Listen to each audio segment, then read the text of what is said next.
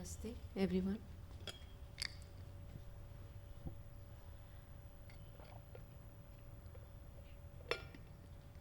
So today we are continuing with the previous topic. Last time we started with sadhana through human love.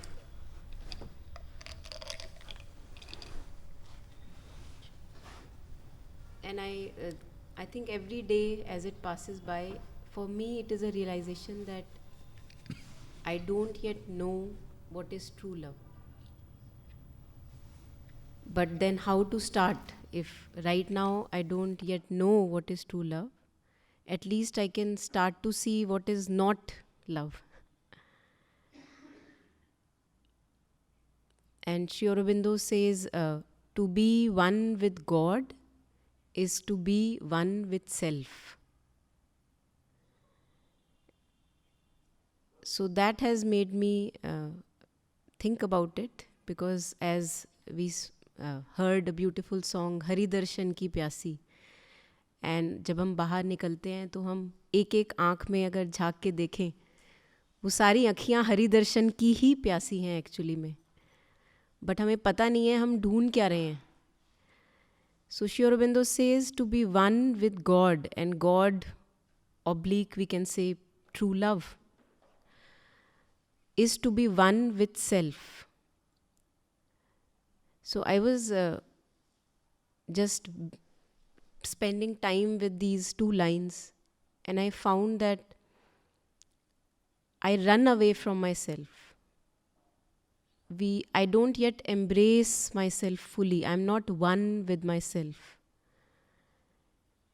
And maybe if I stay more with myself, being my closest companion, no matter what I'm going through, then maybe I can have a glimpse of what Sri Aurobindo says, to be one with God is to be one with self.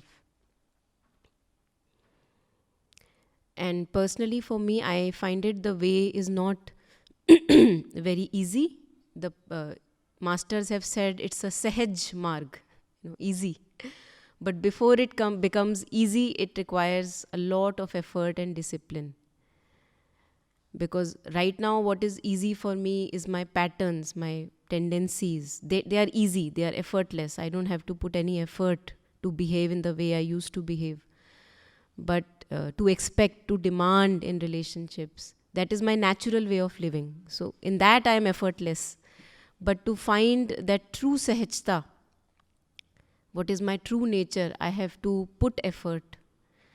And I'm realizing that there comes a time where to become your old self or to be your old self becomes impossible. Like the moment you step back into your old self, which was even like a day ago or a moment ago, you feel such a suffocation that it just becomes intolerable, that suffocation. And maybe that compels me to be reborn again,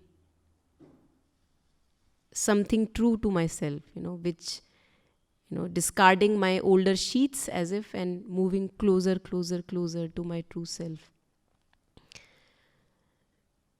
And as I shared, that I see for myself that it's not an easy path. It's a very arduous journey, because the ambitions of the ego, the expectations and demands of the general ordinary consciousness, where all the senses are turned outward all the time, it's very distracting, very, very distracting.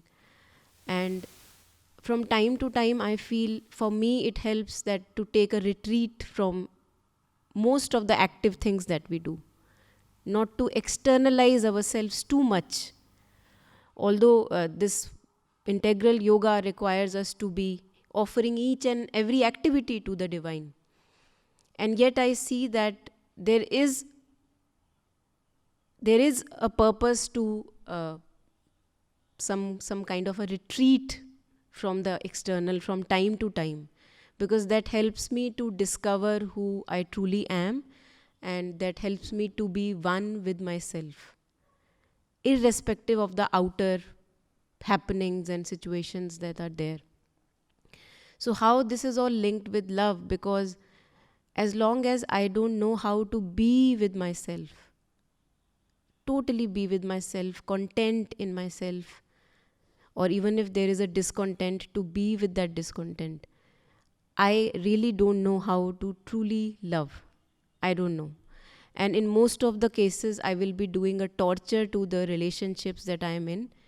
I've seen that torture happen in my own life, and it feels like there comes a time that when I become helpless and I pray to God, that when will I get rid of this self? How long do I carry myself like that? Because you just become, mother says at anecdote, mother says that there comes a point in your life where you become just disgusted with your old self. How long will I remain this old self? And that is the point where you can, aspire towards maybe something new, a new birth. And I have a feeling that that will make us a little bit closer to what true love is. And true love, as we discussed in the last session, is not expectations, is not demands, is not मेरा जो lack है वो तू पूरा कर दे. That's not love. But usually the pictures that we see in Bollywood, Hollywood, all the social media, how it is portrayed is that whoever fills that or seems to fill that lack is, by possessing that person, by possessing that situation, by when we say romantic love, we talk about, हाथ में हाथ डाल के चल रहे हैं या, that again it's possession. It's like, मेरे में जो lack है वो तुम पूरा कर दो. I wonder if that is love. I feel that's begging, and we are all beggars. And our fulfillment lies only in the divine. And if I'm not one with myself, if I'm not one with God, yes, of course, we can offer whatever little we can offer to this world. And the supreme diplomat makes use of each action that is done. But still, I feel that I'm still not close to what true love is. It's a mixture. It's a mixture of lots of expectations, lots of demands. So I feel that one has to come to a point where one feels tired of this begging. Really tired. I feel tired personally. Yeah.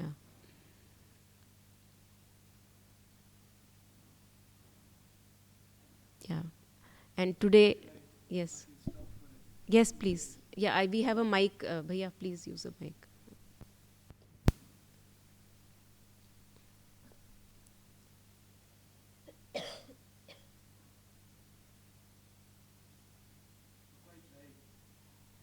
भैया चल रहा है शुभम भैया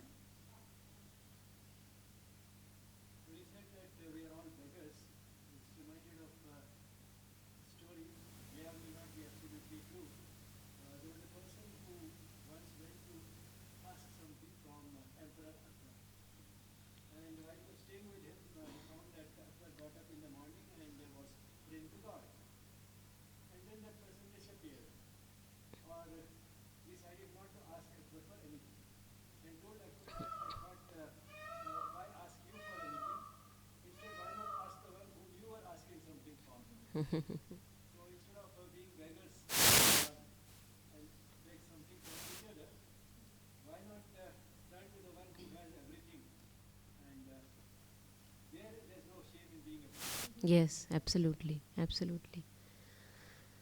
So there are three movements that Sri Aurobindo describes, and I'm feeling that those three movements are necessary because there comes a time where you can't do it by yourself.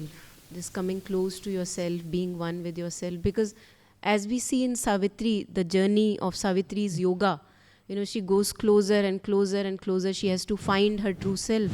We see that the road is very twisty and turny, and there are lots of dangerous things on the way. Because all the old patterns that we have, all the thinking patterns that we have, all the judgments, opinions that we have about people around us and our own self, they keep rising up and up from the subconscious. They will keep rising up. It's a lot of dirt that we carry.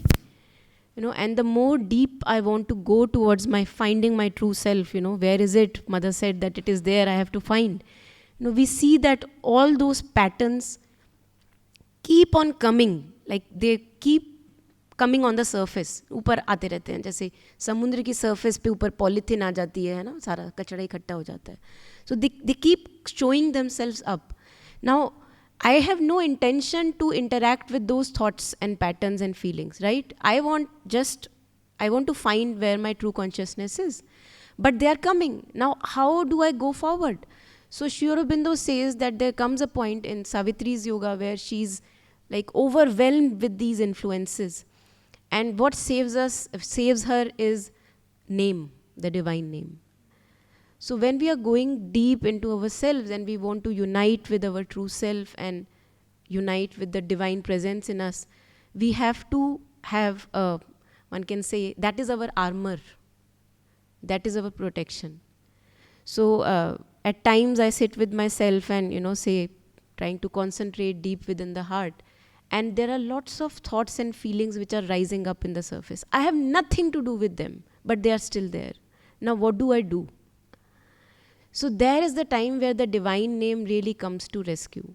So if you continue saying ma ma ma ma ma ma ma, it's like you are जो football खेलते हैं तो आप एक जने को football यहाँ से लेके उस तरफ, या even rugby, I think when you are taking एक गोल पोस्ट से दूसरे गोल पोस्ट पे आपको लेके जाना है, आपके लेफ्ट और राइट से बहुत सारे लोग आपको स्टॉप करने आ रहे हैं, आपके हाथ से बॉल खींचना चाह रहे हैं, लेकिन आप क्या कर रहे हो, आप बस उसी पिन पॉइंटेड फोकस होके उस बॉल को पकड़ के, आपको पता है मुझे कहाँ जाना है, and you piers through. So that divine name, that japa, or to each his own, we may have resonance with any different divine name. For me it is Ma, Sri Aurobindo, anything that can resonate with us. I feel that is very important on the path, because to find that true ocean of love which is present in ourselves, to get to it is not an easy task. If we are tired of our true selves, older selves, which are just suffocating. And I am feeling more and more that एक moment बर्दाश्त नहीं होता अगर you slip down in that old consciousness. It's like suffocating.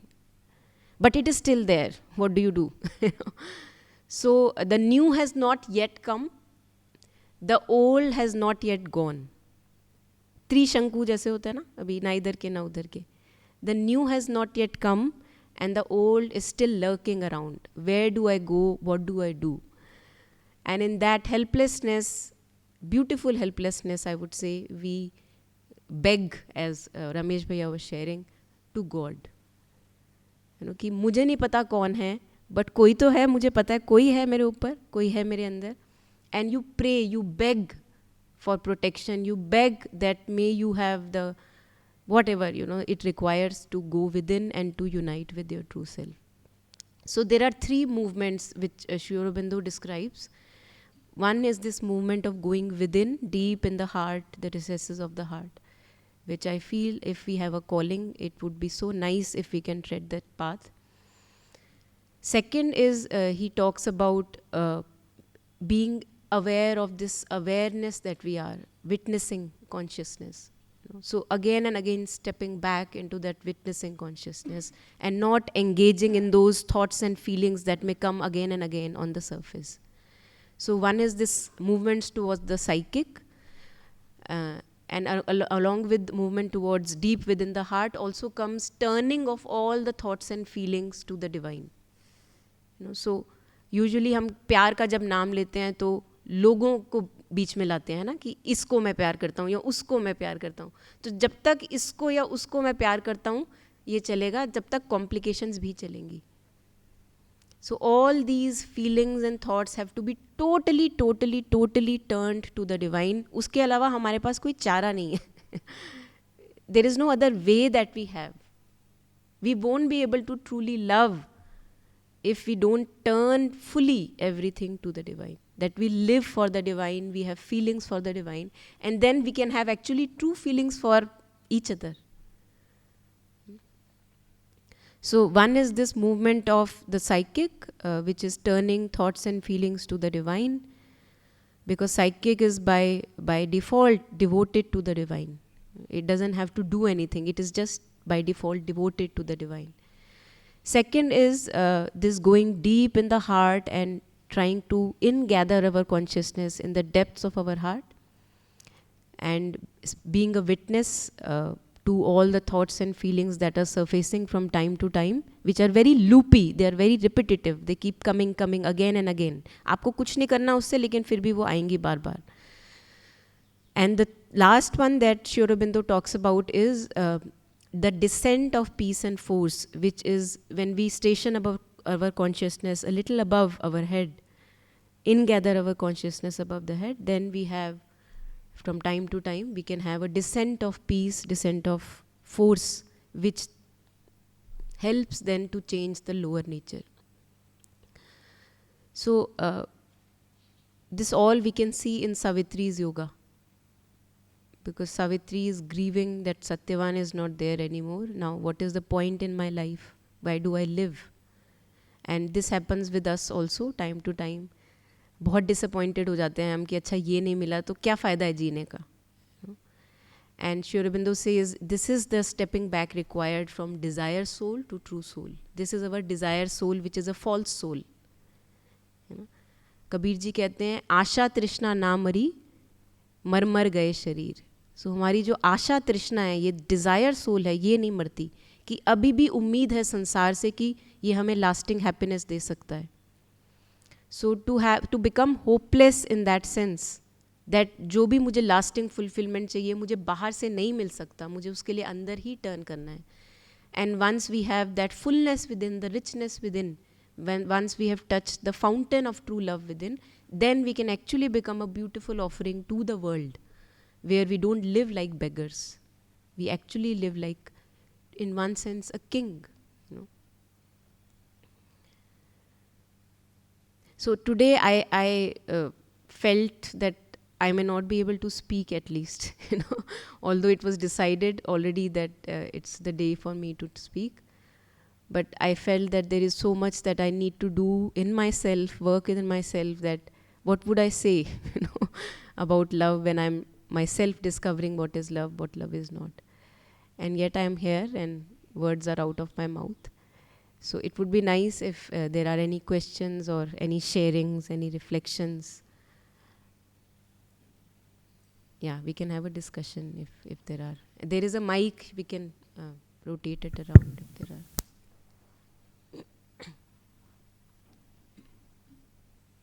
Thank you, Monica, for initiating the topic in a very beautiful way. Let me start with one of the points that you made, that when we say that I love somebody, we are thinking of a person. While that may have its follies, one thing which we can keep in mind is that we are so strongly rooted in the physical that anyone whom we love at least has to have a form. We find it very difficult to love someone who is formless, the unmanifest divine, the unmanifest aspect, and therefore it has to have a form.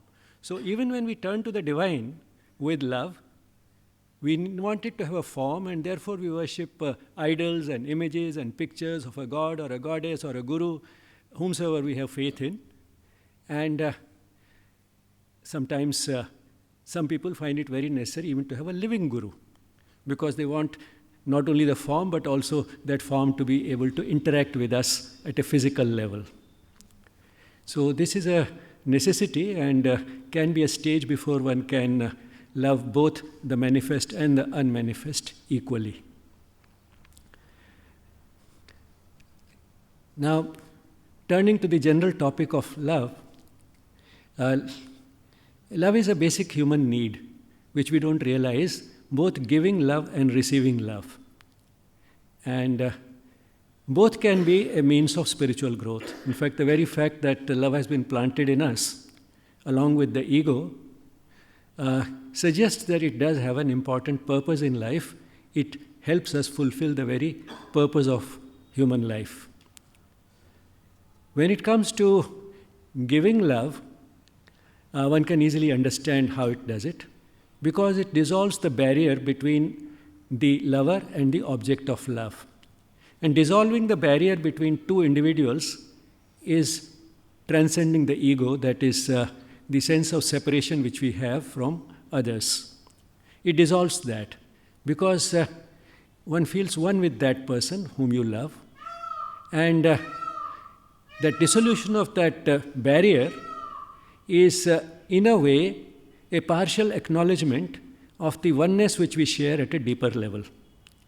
At the deepest level, we are all one because we come from the same source, and in that sense, we can say that we are children of the same God, and children of the same parents are brothers and sisters, and we have that oneness. And even if we love just one person, the way a mother loves her child, the barrier is dissolved, and I'm quoting particularly the mother and the child because that is the situation in which it happens most effectively, because for 9 months that child has been a part of her body, and therefore even when the child comes out, she feels that the child is only an extension of herself. She does not view it as an individual separate being. And that's why this giving love to the child is something that brings her joy, because she doesn't see any barrier. She doesn't see any separation between her needs and the needs of the child. In fact, she loves the child so much that she forgets herself and caters to the needs of the child. And that is sort of a training for the type of love that truly love should be. And that is the joy of giving love, and expressing it in a way that one gives what one has to the one who needs it.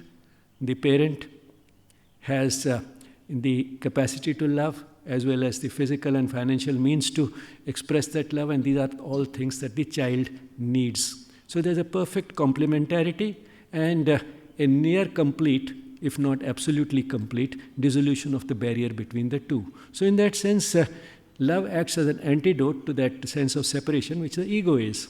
So these are two opposing principles which have been planted in us. Both have their significance. Without the ego, which is exclusive attention on oneself, one would not be able to accomplish much in life, one will not be able to take care of one's basic needs. And at the same time, if one remains exclusively centered on oneself, we will not be able to fulfill the purpose of life, which is to ultimately unite with the divine, which is not possible without going through that transitional stage when we start feeling at least one with the other forms which the creation of the divine has taken, particularly with the easiest is other human beings, and within that the easiest is to love a partner, to love a child. So these are sort of different stages at which we get experience and practice in practicing this principle of love, which is the antidote to the separative principle of ego. But then, how about receiving love? How can that be also a basic need? And how can that also contribute to spiritual growth? To some extent, we all may not acknowledge it, but we do want somebody to love us. So receiving love is also a basic need, and it also serves as an opportunity for spiritual growth because it also involves ego transcendence. The same separative principle has to be overcome even for accepting somebody's love. Because how does ego express itself? It asserts, I don't need anything from anybody, I am completely self-reliant, and so on and so forth. Now these are the expressions of the ego. But then when a person agrees to receive love, the person is forgetting that. The person is acknowledging a certain dependence on somebody else, or at least acknowledging that receiving is a source of joy to the person. So that involves ego transcendence. And that is why when two people who have been in love have a quarrel, one of the first things they say is that I will not accept anything from you. Pani ka gilas bhi nahi mangungi tumhare se. Whatever. So, you reject. So rejection is asserting the ego and forgetting the love. So that is how the two get sort of related. And this receiving love also therefore becomes a means of spiritual growth because it involves overcoming this assertion of the ego that I'm totally self-reliant. Now, how about different types of love?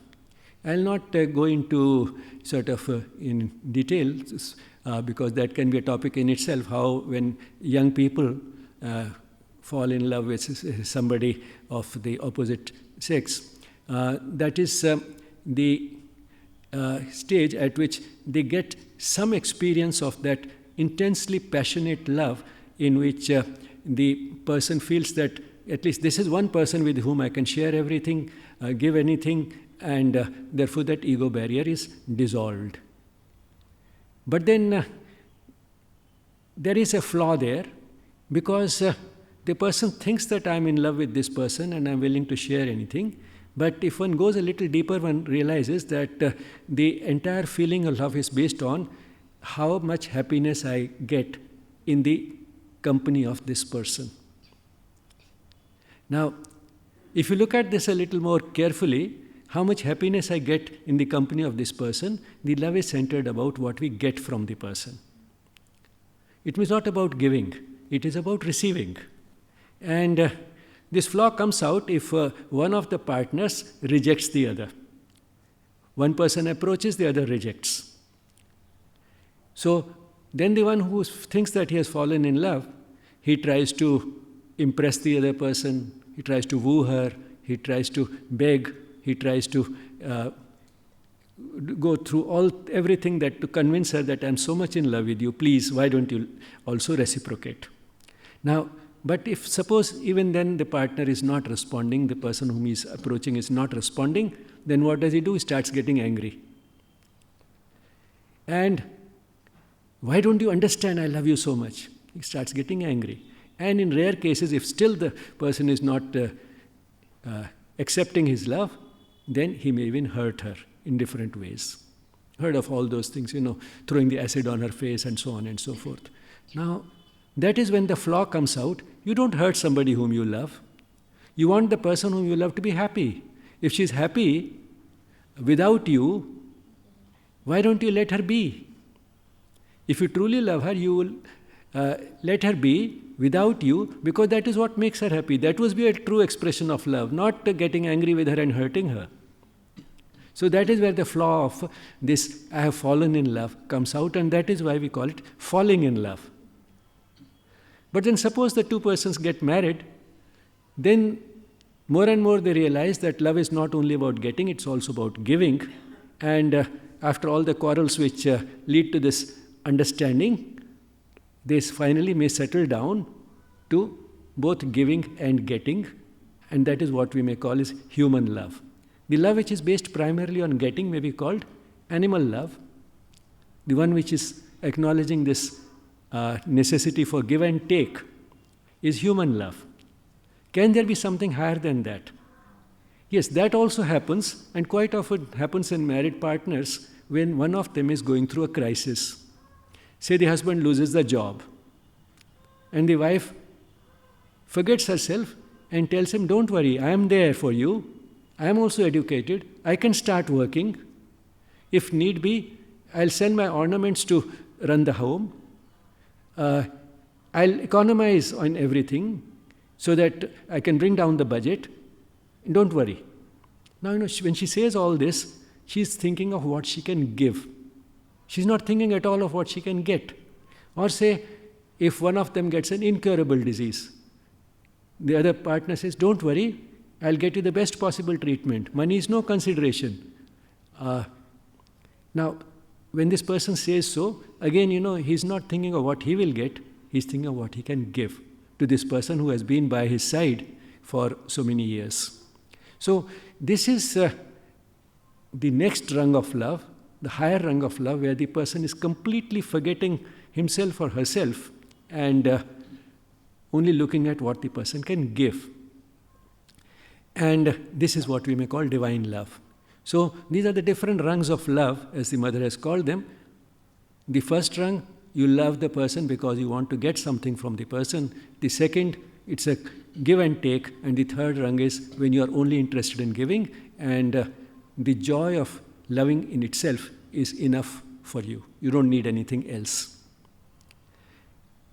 Now, where does this higher type of love, the highest type of love, come from? It is divine love, and therefore it comes from our divine essence. The dynamic aspect of our divine essence, which Sri Aurobindo and the mother call the psychic being, which means psychic being is now illumining that part of the being which is responsible for love. Now, which is the part of the being that is responsible for love? The vital, the one which deals with our emotions and passions. So that part is also capable of getting illumined by this divine essence. It can undergo a transformation, which means that love is not necessarily the type that is the type which a young person experiences when we say falling in love. The last stage, the divine love, is rising in love. So, starting with falling in love, going to human love, then the person ends up going to the divine love, and therefore that's a rising in love, that's not falling. Now, which means that, how does that happen? That happens as a result of the transformation of the vital, which is a part of the being that deals with emotions and passions, and that is also a manifestation of the divine, an imperfect manifestation of the divine, but at the same time, like the rest of the parts of the being, the physical or the mental, the vital is also capable of undergoing a transformation, because it is also a manifestation of the divine. And if we remove that barrier between the divine essence, that is the psychic being, and the vital, the more we weaken it, the more it gets illumined, and that's how the person can move from one rung of love to the next higher rung of love, because capable of being illumined by that. Which means it may be imperfect, but it is not incapable of becoming perfect or moving towards perfection. So it is imperfect, but it is perfectible. That potential even the vital has. And that is how this process happens. And the result is that the love can acquire an entirely new flavor. And when a person is engaged in that type of love, then it's just one step from there to loving the divine itself, because after all, the person is loving the divine itself in the human form, when the person has gone to the level of divine love. And especially if it happens where the relationship is not in terms of the usual relationships like child and parent, or the partner, or one of these socially acknowledged relationships, even of other types, say being a part of the same organization, being a part of the same city, neighborhood, same nationality, whatever. So none of these matter. The person is loving because the person is seeing the divine in that person. So that would be a further refinement of this type of divine love. And when that love becomes universal, then and unconditional, and does not expect anything in return, then it is actually loving the divine itself, because seeing the divine in everything and everybody. Now, can this love also have the same intensity which a young person feels when he thinks that he's fallen in love? Now, Sri Aurobindo has made a very beautiful remark here about this, that it's sometimes a mistake to think that the love which is based on illumination by the psychic cannot have the same intensity. The psychic love can have the same intensity as the vital love. Vital means the vital, untransformed vital, the vital at the in the imperfect form, where the love is based more on getting than on giving. It is confined to certain relationships to start with somebody of the opposite sex or opposite gender. Now, that is the stage at which we feel that there's great intensity, and that intensity will disappear if the love gets illumined, if the vital gets illumined, and the love is being sort of colored with this divine flavor, then the intensity will go. And to just express itself by giving to the other person in a dispassionate manner. It doesn't have to be necessarily dispassionate, it can be passionate, and it can have that intensity. But then what is the difference? Sri Aurobindo puts it in a graphic way, that the only thing is that the psychic love, instead of having a red flame, has a white flame. And then he says, the red flame actually has less light than the white flame. And one can understand that. The red flame looks very intense, but it burns. Whereas the white flame lightens up things. It has illumination. But all the same, it does not mean it's any less intense. The white flame is, in fact, more intense than the red flame. And we all know, those of us who worked in chemistry labs, that when you light a burner, it is not the reddish or yellowish part of the flame that is the hottest. The hottest part is the one which is hardly visible. That is the one which is the hottest part.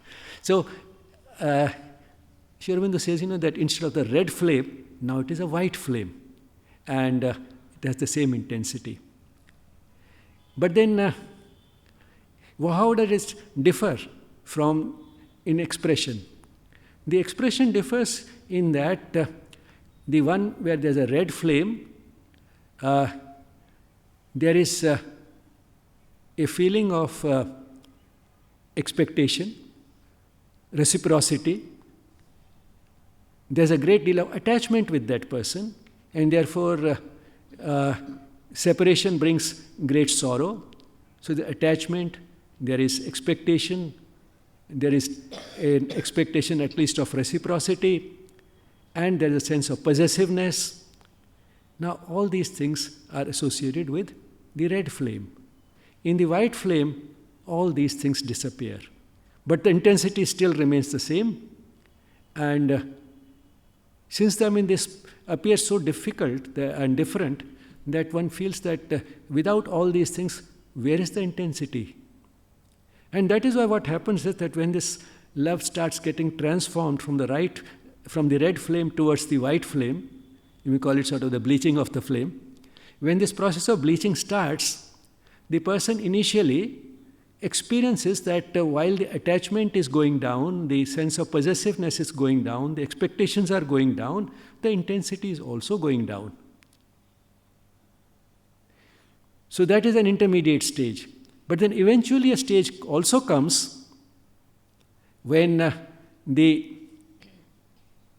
what has disappeared, that is the attachment, the expectations, and the possessiveness, these have disappeared, but once again the intensity is not only the same, it is even higher. And how does this intensity express itself? By a greater willingness to give, greater generosity, more of sharing, but at the same time, since there's no attachment, there's no dependence for one's happiness, on always having that person around, and in that sense, the attachment and possessiveness have disappeared. Now, these are some of the aspects of human love that I thought I will bring out, because the topic was human love as sadhana. So, to feel that human love cannot be sadhana, it's only love for the divine that can be sadhana, is again a little erroneous for various reasons. Firstly, the divine and the humans, or the divine and its creation, are not two, they are one. And therefore, one can't say that human love in some way opposed to the love for the divine. Secondly, if the love has to find an expression, we find that by giving, we can give only to the creation of the divine, because the divine itself does not need anything. The divine has everything, the divine is everything. And therefore, in that sense, we are nobody to really give anything to the divine in that sense. Thirdly, it is very difficult to start with just an abstract concept of the divine and say that I love. Not only it's difficult, it also has no practical sense, because it's very easy to say so. It's even also very easy to say that I love all humanity. That's also very easy. What is difficult is to love even one real human being. That is much more difficult. So it's sometimes, perhaps because we want to avoid the difficult thing, that we may say that, well, I love the unmanifest divine, all this visibility, all the things that are visible are just Maya and so on, and so I don't want to get involved in it, so I love only the unmanifest divine. Or even if we say that, well, I'm ready to love everybody because the divine is everywhere, I love all humanity. I love not only humanity, I love all animals, I love all plants. No, that's all very easy to say. But to express that love is what is difficult. And that is the test. And therefore that becomes a part of sadhana, because sadhana involves effort. Sadhana involves overcoming our natural tendencies. And that is involved only when we express that love to a real person or even a real animal or a real plant, when we do that, then that becomes a part of our sadhana. And if we understand this process, we'll also find that in this love, we gradually also are moving towards seeing more and more of the divine in that object of love, and thereby overcoming our expectations, need for reciprocity, possessiveness, and all those negativities which are associated with the initial rungs of love. But same time, since one cannot go to the top story without climbing the stairs and going through all the stories, that is manzil, the floors, all the floors one by one, since one can't do that, any type of love is better than no love at all. So even the teenager's love, where the person has just fallen in love and actually it's no love at all because the person is thinking only of what I can get from the other person, even that is better than no love at all, because one has to begin somewhere. And therefore, one has to be a little more charitable in looking at the way love is expressed and accept falling in love as also perhaps a necessary initial stage, because any love is better than no love at all. Unless one has started somewhere, one cannot climb higher. And therefore, while understanding the highest rungs of love is important, acknowledging the importance of the lower rungs is also important. So that is why love has been planted in us, and this is a principle that is just as important as the ego principle, which involves exclusive concentration on oneself, which also has its significance. But then since both are in us, one can say that the entire process of spiritual progress or the spiritual quest, which yoga is all about, is about moving from one to the other, that is reducing the element of ego, increasing the element of love. Now, if we have both of these in us, how can we reduce one and increase the other? That's a conscious process.